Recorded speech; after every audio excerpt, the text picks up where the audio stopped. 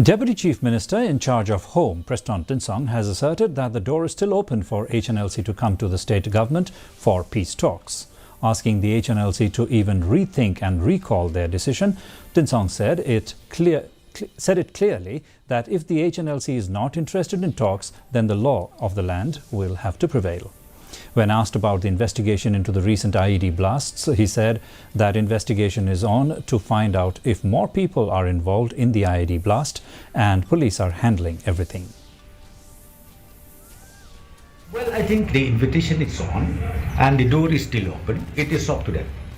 I will not comment anything on that, but we're still inviting them, come to the table of negotiation. You have already started. I think, if possible, rethink it. Rethink your decision or recall back your decision. But if they feel that no, it is not necessary, then again, as I said to, the law has to prevail. Deputy Chief Minister and NPP State President Prestone